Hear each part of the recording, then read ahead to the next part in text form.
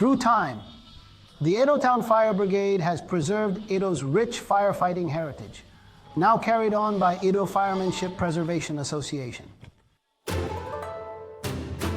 Beginning on New Year's Day, I would visit my ancestors' graves, and official duties would start on the 4th. The 5th day marks the setup for the Tokyo Fire Department's New Year's Parade ceremony. By the 6th of January, the Tokyo Fire Department's New Year's Parade ceremony, marking the beginning of a busy calendar of events. Over the course of 365 days, I often find myself wearing my traditional Hanten coat for nearly 200 days. From New Year's Day to December 31st, there has not been many days when I feel like there's nothing going on at all.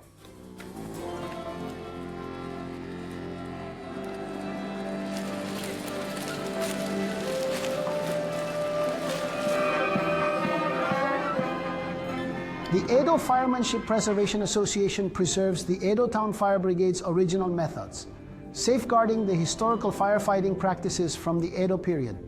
When Edo-era changed to the Meiji-era, I think it was 1868, and from the 5th year of Meiji, it has continuously changed to the Branch Fire Brigade. During the war, it was called the Civil Defense Corps, and then in the 22nd year of the Showa era, it was reborn as an organization called the Fire Brigade. However, at that time, not all of us from the Branch Fire organization transitioned to the Fire Brigade while making a living. Then there is also the Edo Scaffold Workers Association that was formed. And then in Showa 28, the Edo Fire Defense was formed. In the year Showa 33, I guess it was during our grandfather's time, we obtained corporate status and established the Edo Firemanship Preservation Association.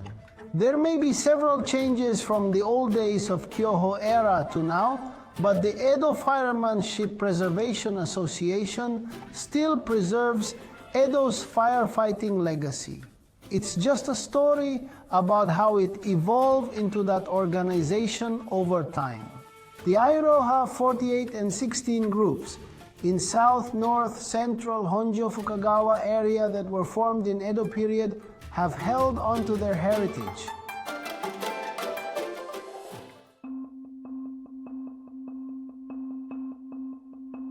From the 1st year of the Meiji era to the 5th year, it changed from the Edo Town Fire Brigade to the Branch Fire Brigade.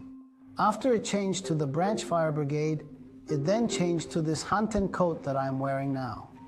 Here, color of orange is applied, and here, the position title Kumigashira is included here. I think there are 1, 2, 3, or 4 white lines on the bottom of the Hanten. The uniform markings help identify which fire brigade you belong. If it's a single straight line, then the 1st district. There's a black line in the middle of the wave. That's the 2nd district. So anyone can easily see that's the Hanten coat of the 2nd district, or that's the Hanten coat of the 4th district. The shape of the matoi, fireman's standard, varies as mentioned, with distinct designs. For example, the Aigumis matoi or the Irohashi 18 groups have unique and identifiable patterns. This group's matoi is a round shaped on top of a square shaped. It meant to extinguish the fire. That is what determined the shape. Next, what we're going to introduce is the local matoi. It is a design that is based on the kanji character ta, which is also kanda's ta. This was the #1 group's matoi in the 4th group. By the way, as for our matoi of the 2nd group are the horse insignia of the feudal lord. This is being thoughtfully shaped into a cohesive form. When discussing the developments recently, there is a lot of matoi represent the place name. For example, like what they did in Ikebukuro, katakana I letter. Change the katakana letter I to a 3-leaf clover. They used things that brought together with the katakana letter I. The Iroha 48 groups, as well as the 16 North-South groups, have strong connections to their local areas or something associated with their regions. there are many such connections.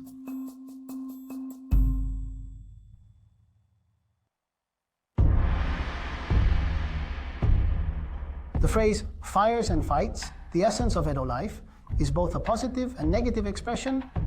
We believe there's no way anything good comes from fighting, and there's no way anything good comes from a fire. The reason why it's said that fires and fights are the highlights of Edo is because, for example, a fire broke out in a certain town. At that time, the one who should have rushed over first was the closest to the fire. For example, let's say it was a different group. The place where the different group was originally supposed to rush to first was reached by members of another union beforehand. When disputes arise over the fire site, it's called a fire site conflict. When Iroha 48 came to town, firefighters, disputes over the fire site were relatively few because we were on very friendly terms and got along well. The reason it can't be done is due to the daimyo firefighters. There is always something like, we are something of the feudal lord firefighters, while you are merely town firefighters.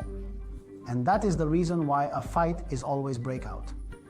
Hey you, move a little, hey you, you know, such rough words are flying around and a fight always breaking out. I believe the phrase fires and fights are the flowers of Edo has evolved from this kind of experiences occurred during fire-related disputes over time.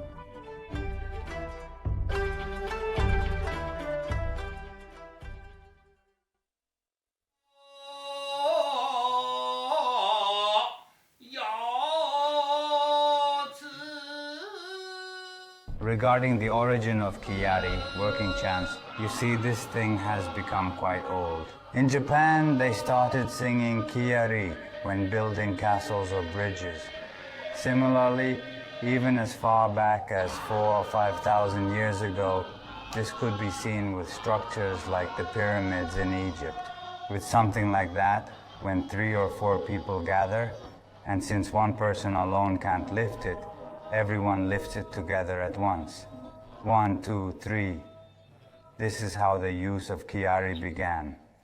That's why when you talk about Kiyari, it leads all the way to the pyramids.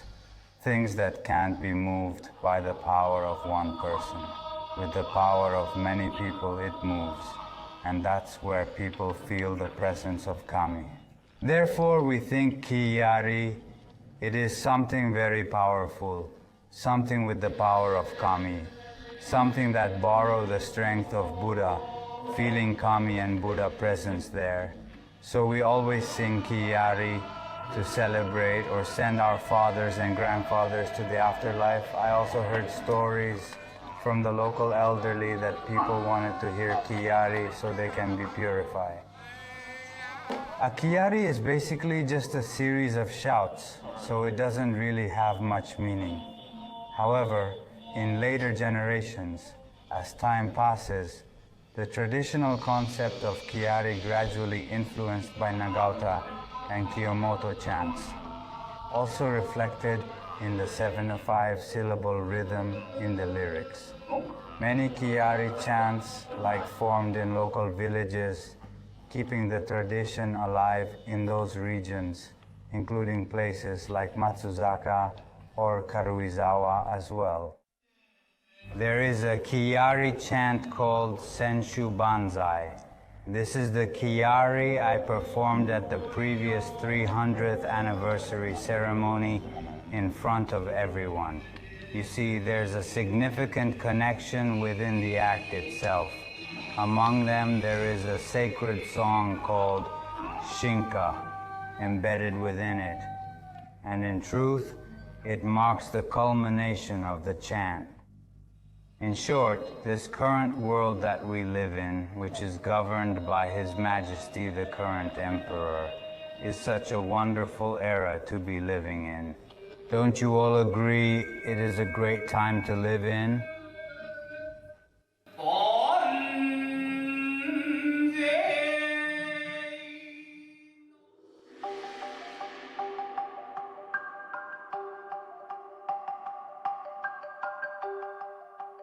In the past, Most fires occurred either in one-story row houses, or shrines, or temples, or even daimyo residences. Then, from the 4 domain residences, they climbed what would now be about an 8-meter ladder. From the top, they could see everything far into the distance. A young person climbs up the ladder and reports the current state of the fire, saying, for example, it's in the north direction or the south direction. In order to confirm the ongoing situation, we set up a ladder halfway and quickly climb up that ladder. That is said to be the origin of the ladder climbing performance. You see, gradually, the ladder climbing performance emerged in the late Meiji period. Let me show you even the slightest bit of lightness and agility. That's what the heads of the Tokyo Assembly at the time thought. And that's how ladder climbing performances emerged during the Meiji era. Duty, compassion, and resilience. Duty is about horizontal connection. Compassion is about the profoundness within horizontal connection. Resilience is about lending a hand when needed, even if it requires personal sacrifice or discomfort within this horizontal connection we have. In old words, you must never neglect your obligations, even if it means taking off your loincloth. I don't think this is just about self-deprecation. Upholding the teachings passed down by our predecessors for the past 300 years emphasizes duty and compassion in maintaining the horizontal connections. Resilience also reflects these values in action. Duty, compassion, and resilience form the foundation of our legacy, and I believe they remain crucial.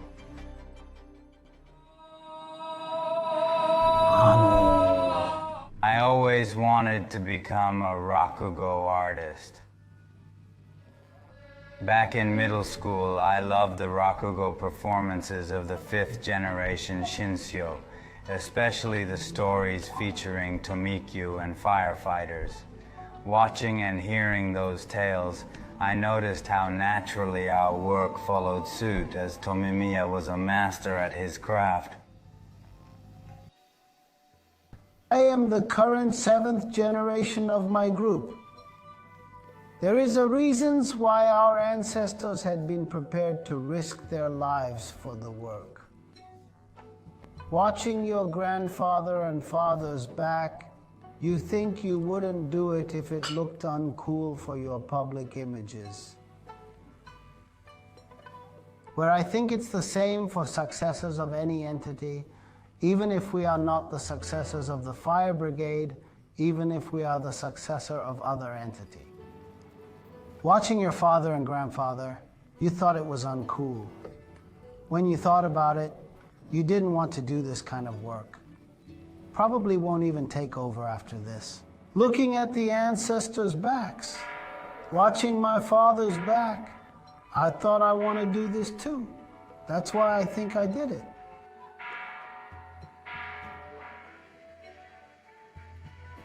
When I was still in my teenage years, the leaders at the time embodied exactly that spirit. Some of them went on to university, discussing various interesting topics among themselves, while we, the younger ones, would politely serve tea and listen. Although unable to contribute much, I loved to be part of it, listening to what they have to share. The coolness we admired back in our training years is what our current generation portrays today.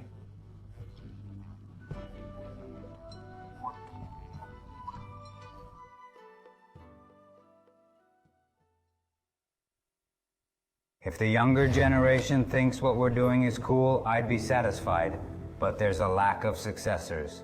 Our work has not become a means of livelihood, so we don't pass it down to successors anymore. At the same time, there's no guarantee and reason for young people coming from outside to join us. There's a saying in Japan that injuries and lunch are your own responsibility, and this remains as a reality in our world. Injuries are seen as a sign of carelessness, and you'd be called a fool for getting hurt. You know, it's not that we're neglecting it just because someone got injured. It's just that such customs still remain even now. It's becoming harder and harder for young people to enter this world. When I first joined, there were about 2,000 people, but now there are only around 600 people left, which is 1/3. Maybe in another 50 years, there may be less than 200 people remaining. I have been wondering how we can stop this from declining, as we're struggling with the preservation of it right now.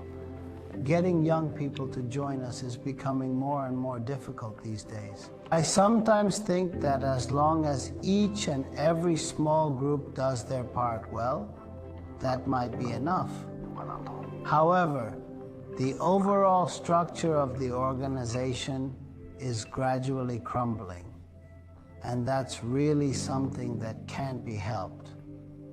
Ideally, I would like to preserve it for another 300 or 500 years, but this is, no matter who you ask, it's the same thing.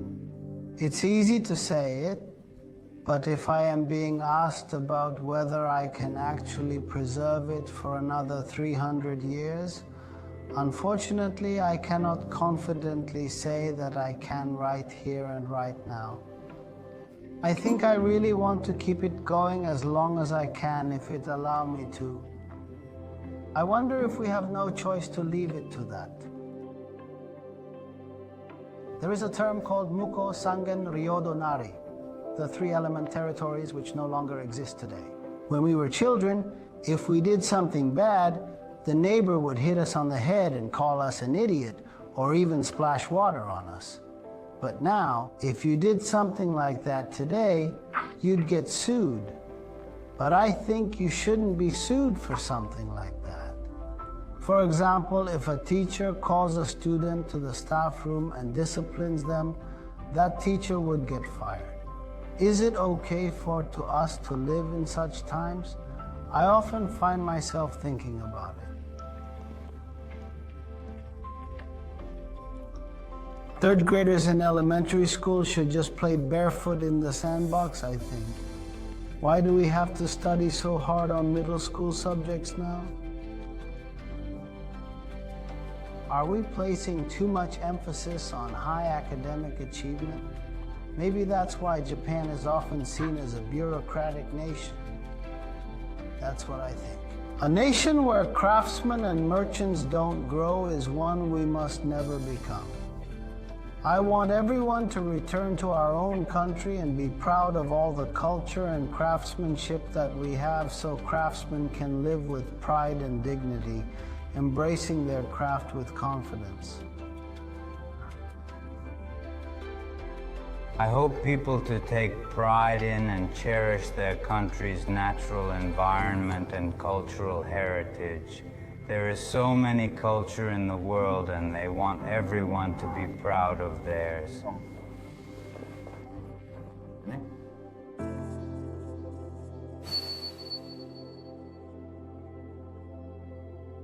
Well, I've been coming to this association since I was a teenager. It's been over 40 years now, so there's nothing I can do about it at this point. It's everything to me now.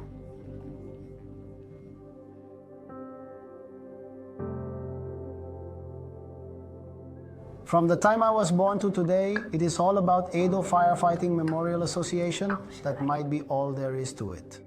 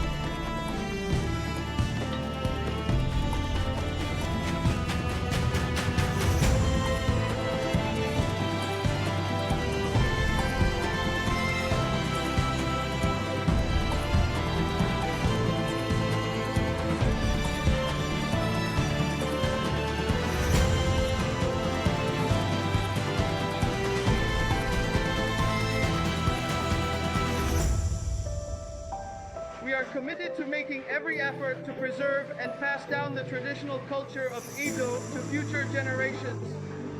Our goal is to properly convey this legacy to our successors and ensure its continuity in the legal framework.